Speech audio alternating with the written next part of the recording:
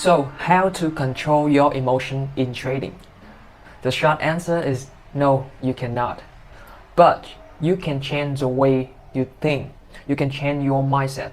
And from there, it's gonna help you to manage your emotion a lot better. And then your trading performances gonna improve. If you want to see more video about trading like this one, please subscribe to support me. Thank you. The first thing, think in terms of series of trade. That is the beauty of having a trading model that has been backtested, has been forward tested. Why? Because when you have a trading model with positive expectancy, you should not worry about the outcome of one trade. You should not. And if you do, then remind yourself to, hey, worry later after a series of trades. And that series of trade maybe 20, maybe 50. You need a bigger sample size before you can actually worry. Your edge, it will not reflect after one trade. So that trade, win or loss, doesn't matter. Don't care about it. Don't give a shit about it. We need a series of trade. The second one, it is similar like the first one. You got to think like a casino. What does that mean? Do you see the casino worry about like $100 loss or like losing $200 in one bet or something? No, they don't, because they do know for a fact that they do have a positive expectancy. They do know that they have the edge. In some games, the edge is just around 1%. In some games, it's just around 1.5%. But they know for a fact that they will be profitable after a larger sample size, very, very large. That's the reason why they don't care if you win or you lose. Eventually, they will make money. That's what matters. So you got to think like a casino. And in order to think like a casino, you need to have a tested trading model. You need to know exactly what you are doing. And that's when you got to have a plan. If you don't have a solid plan, or you don't trust your plan enough, that is a signal of something wrong. But if you do have a working plan and a working model that you believe in it, then it's time to remind ourselves that one loss after one loss doesn't matter. We need a larger sample size. So if we worry, here is the worriness. One trade, okay. Two trade, okay. Three trade, okay. Losing streak, okay. What's next? Like we worry, but we let that worry like in a packet, and we will worry all at once after a series of trade. Because right now we don't see anything. We need that larger sample size. We need 20 trades, we need 50, we need 100 trades.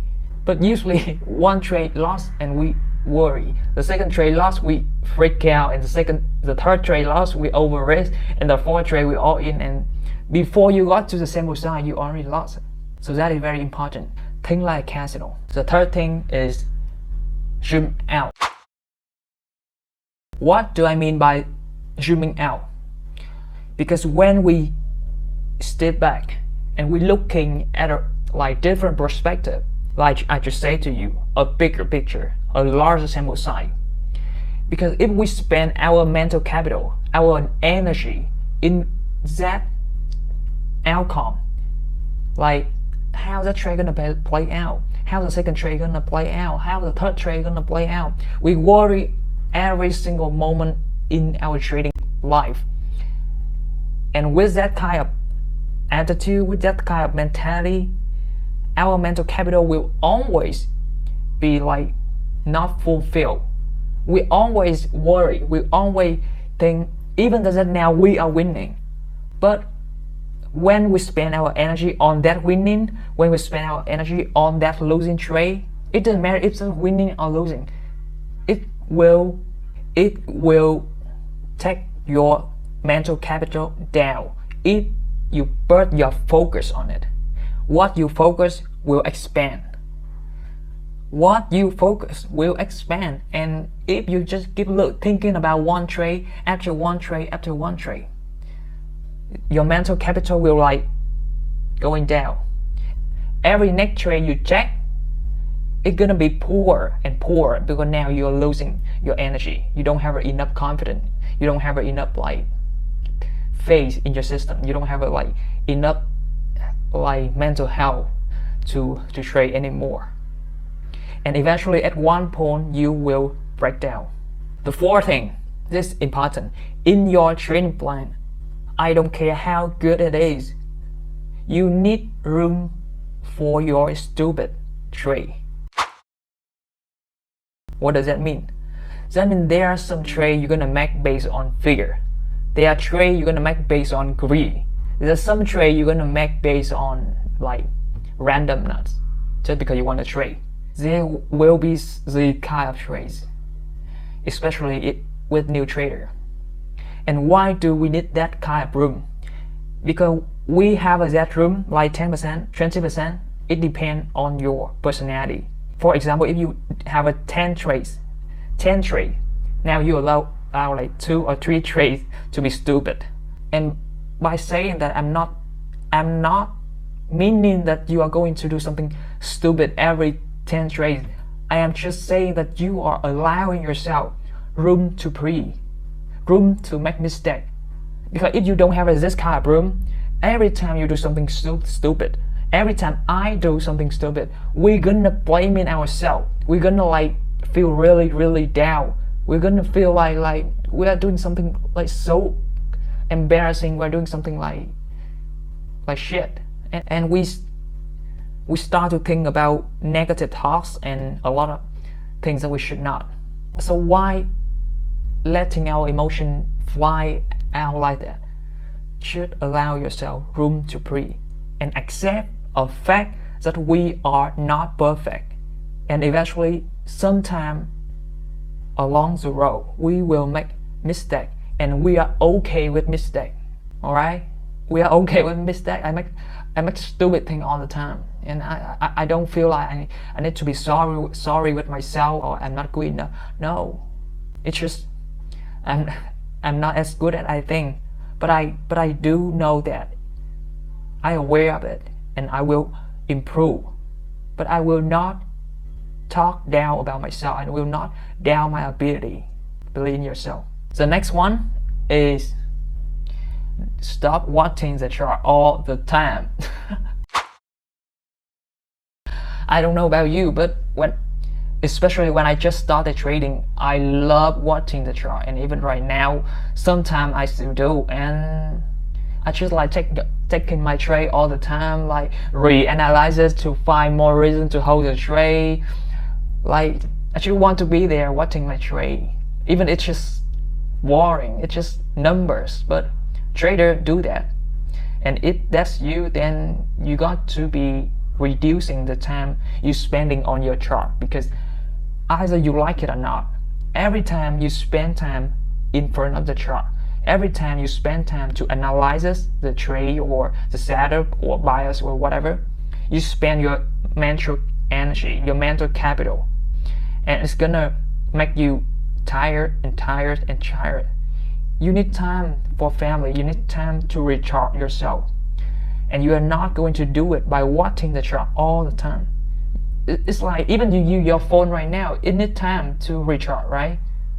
So you are the same. You are a human being. You need more time for yourself. You need more time to repair for the next trading day. You cannot just trade all the time. But we have that freedom. We have that freedom to trade all the time. We have that freedom to push our edge, and that's what we usually do. And you know the result. Eventually, things will turn against us. But not because the trade model stopped working, but most likely because we ran out of mental energy, because we ran out of physical health.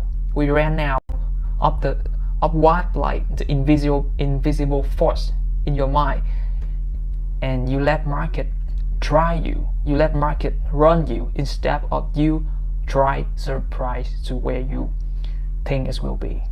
So I'm not saying you to stop watching the chart all the time, but planning, set alert, and don't watch it all the time. The final thing is don't compare yourself with others. Because either you like it or not, you will see shining stuff, you will see Lamborghini, you're gonna see people passing challenge, you're gonna see me passing challenge, you're gonna see me failing challenge. It doesn't make any difference in your journey. My journey is unique and your journey is unique. We are on different paths. We're heading to consistencies. We're heading to freedom. But the way we get there are going to be very different. But when the moment when you starting to compare yourself with other, now that's when the emotion gonna kick in. You don't see it, but it will. So the next time you see someone passing challenge, posting profit split, like fancy stuff, luxury stuff, buying watches, really, what you can give them is like, wow, just congratulations, that's it. You move on with your life. And the same when you see someone failure, you see someone like fail all the time, and just you don't think that you are better than them. Don't look down on others. If you can help them, then that's what you're gonna do. But if you're not, then you should move on with your life. We don't compare. We don't do that. That's not what we do. And it's not healthy. We need to concentrate. When you focus your attention to other people's performances, your performance is gonna, yeah, seriously, been there. And it's not fun. Trust me, it's not fulfilled at all.